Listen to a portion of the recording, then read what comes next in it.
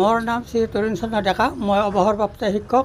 মই বালি সত্ৰ সৎসংগী সত্ৰত প্ৰায় 25 বছৰৰ ওপৰ বুলি ক'লে ভুল নহয়।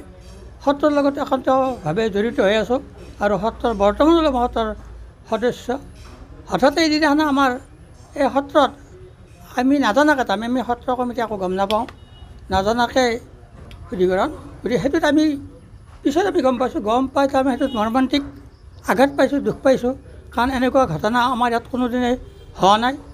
গতিকে সেইলৈ দুখ প্ৰকাশ কৰি আমি পিছত গম পাই দুখ প্ৰকাশ কৰিছোঁ। আৰু এতিয়া আমি সত্ৰৰ ফালৰ পৰাও ইয়াত তাৰমানে আমি ইয়াৰ ব্যৱস্থা কি কাৰণ হ'ল, এইটো কোনে কি কাৰণ এইটো কৰিলে, ইয়াৰ ব্যৱস্থা লোৱাৰ কাৰণে আমি চেষ্টা কৰিম।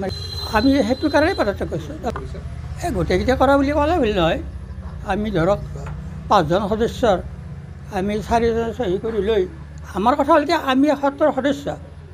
আমি এই কথাটোত একো গম পোৱা নাই, একো গম নোপোৱাকৈ যিটো শুদ্ধিকৰণ যিটো ঘটনা কৰিলাক, সেই ঘটনাটোত সঁচাকৈ বৰ দুখিত, বৰ দুখ পাইছোঁ। সেইটো আমাৰ ইয়াত আগত হোৱা নাছিল, এইটো হোৱাৰ কাৰণে দুখ পাইছোঁ। আৰু সেইকাৰণেই আমি এইটোক লৈ পেলাই আমি সত্ৰৰ ফালৰ পৰা আমি সত্ৰ কমিটিৰ ফালৰ পৰাই আমি পদত্যাগ কৰিছোঁ। আমাৰ আলোচনা আমি একোৱেই নাজানো তাৰমানে এই বিষয়ে। আমি কমিটিত আমি SDC সত্ৰাধিকাৰ এতিয়া আমি সদস্য আমি 5জন 6-7জন থাকোঁ। 7জনৰ ধৰক আমাৰ SDC চাৰিটো গমেই নাপায়। আজিয়ে আমি পদত্যাগ পত্ৰ কৰিলোঁ আৰু সত্ৰাধিকাৰো গম নাপায়। আচলতে শুদ্ধিকৰণ সম্পৰ্কত সত্ৰ পৰিচালনা সমিতিৰ সকলো সদস্য অৱগত নহয়। এইটো মই সত্য ক'ব লাগিব, স্পষ্ট কথা ক'ব লাগিব। কি কাৰণত আহিল, কেনেকৈ আহিল, কথাটো হয়তো মই সিমান নাজানো। সত্ৰৰ সন্মানীয় আমাৰ যিজন সদস্য আছিল, জ্যেষ্ঠ সদস্য যোগেশ্বৰ কুমাৰ, তৰুণ ডেকা, কৈলাশ কলিতা ডাঙৰীয়া বা প্ৰসন্ন কলিতা আছিল আমাৰ শিক্ষাগুৰু হয়। তেখেত অসুস্থ হৈ বিচনাত আছে। মই সত্ৰাধিকাৰে কৈছিলে যে তেখেতসকলে পদত্যাগ কৰিছে। এই ক্ষেত্ৰত মই আমাৰ সন্মানীয় সদস্যসকলকো আহ্বান জনাম যে পদত্যাগে সকলো সমস্যা সমাধান নকৰে। আমি আমাৰ সত্ৰত হয় আমাৰ 2এটা কথা খেলি মেলি আছে কেতিয়াবা কাম কৰোঁতে। আমি সকলো কাম সুস্থৰূপে আমি গোটেই লগ হৈ সুস্থৰূপে পালন কৰিব লাগিব। আৰু এই ক্ষেত্ৰত সত্ৰ পৰিচালনা কৰিবলৈ যাওঁতে আমি কেতিয়াও কংগ্ৰেছ, BJP, AJP বা অন্য ৰাজনৈতিক দলৰ কথা কেতিয়াও আমি ভবাটো উচিত নহয় আৰু ভবা হোৱাও নাছিল। আগৰ তাৰিখত নাছিলে। আপোনালোকে সকলোকে সুধিলে গম পাব যে আমাৰ ইয়াত প্ৰতি বছৰে যি বাৰ্ষিক সভা মহোৎসৱ হয়, সভা মহোৎসৱ সকলোৱে লগ লাগি আমি একেলগে কাম কৰোঁ বা সত্ৰখনক আমি আগবঢ়াই লৈ যোৱাত সকলোৰে সহায় সহযোগিতা পাওঁ। যে সত্ৰখনৰ স্বাৰ্থত আমি সকলো কথা পৰিহাৰ কৰিব লাগে। কোনো দিনে কাৰো ওপৰত আমি বেয়া দৃষ্টি ৰাখিব নালাগে।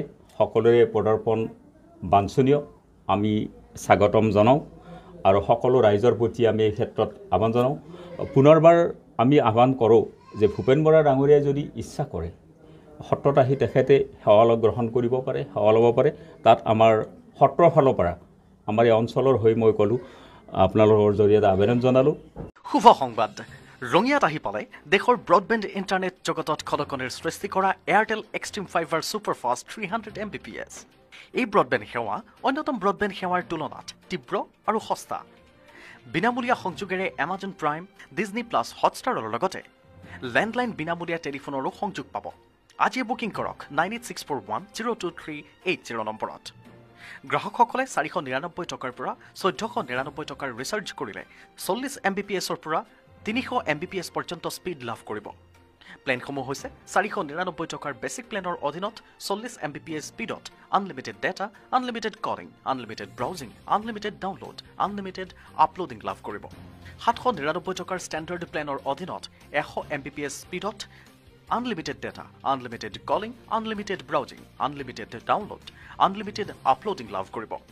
999 টকাৰ এণ্টাৰটেইনমেণ্ট প্লেনৰ অধীনত 200 Mbps স্পীডত unlimited data, unlimited calling, unlimited browsing, unlimited download, unlimited uploading লাভ কৰাৰ লগতে ডিজনি প্লাছ, হটষ্টাৰ আৰু এমাজন প্ৰাইম চাবলৈ পাব। আৰু 1499 টকাৰ প্ৰফেচনেল প্লেনৰ অধীনত 300 Mbps স্পীডত unlimited data, unlimited calling, unlimited browsing, unlimited download, unlimited uploading লাভ কৰাৰ লগতে ডিজনি প্লাছ, হটষ্টাৰ আৰু এমাজন প্ৰাইম চাবলৈ পাব। ইন্স্যুৰেন্স কোম্পানীয়ে লৈ আহিছে বাম্পাৰ অফাৰ। ঘৰত বহিয়ে দুচকীয়া চাৰিচকীয়া অথবা গধুৰ বাহনসমূহ ৰেহাই মূল্যত অথবা EMIত বীমা কৰিবলৈ আজিয়েই যোগাযোগ কৰক 9864102380 নম্বৰত।